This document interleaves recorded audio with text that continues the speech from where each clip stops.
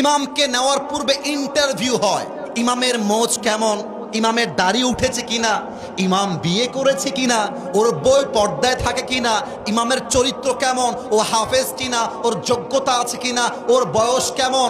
ও বাবা, 500 মুসল্লি মসজিদে ইমাম নেওয়ার জন্য এরকম পা ছাটাই জাস্টিফাই হয়, চুল খুলে দেখা হয়, না পারে পায়জামা খুলে দেখবে, এমনও করে অনেক লোকেরা আছে না? নাই বলো বলো। মাত্র 500 লোকের ইমাম নেওয়ার জন্য এত জাস্টিফাই, এত প্রশ্ন, এত ইনভেস্টিগেশন।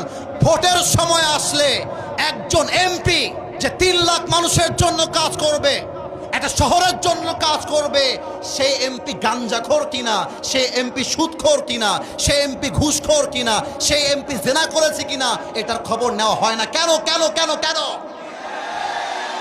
আপনার কাছে ভোট চাইতে আসবে, আপনি বলবেন আপনি নামাজ পড়েন কিনা, আগে তাই বলেন। ভোট চাইতে আসবে, আপনি বলবেন আপনার মুখে লম্বা চাপদারি কোথায়, আমাকে বলেন।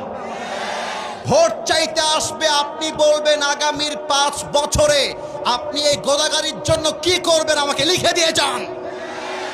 ভোট চাইতে আসবে, সোজা ভাষায় বলবা আপনাকে ভোট দিব সম্মানের খাতিরে, স্যালুট মারলাম পা দিয়ে হাত দিয়ে। কিন্তু ভোটে যাওয়ার পরে যে রূপ চেঞ্জ হয়ে যায়, এখন হাত দিয়ে মারলাম, পা দিয়েও মারলাম, রূপ চেঞ্জ হইলে হাত দিয়ে না, পায়ের জুতা দিয়ে আপনাকে মারব। ওই সব ধান্দাবাজির সময় শেষ, দেশ পরিবর্তন হয়েছে।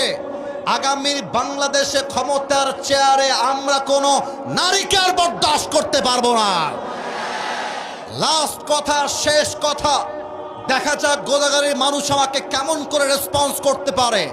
আমরা আগামীর সংসদে এমন একজন প্রধানমন্ত্রীকে দেখতে চাই, যেই প্রধানমন্ত্রী চাইলে দেশের জাতীয় সংসদে দাঁড়িয়ে যেমন বক্তব্য দিবে, আমার দেশের প্রধানমন্ত্রী চাইলে ঢাকার জাতীয় মসজিদ বাইতুল মুকাররমে দাঁড়িয়ে জুমার খুতবা দেওয়ার যোগ্যতাও রাখবে। হাত তুলে বলো ঠিক কিনা?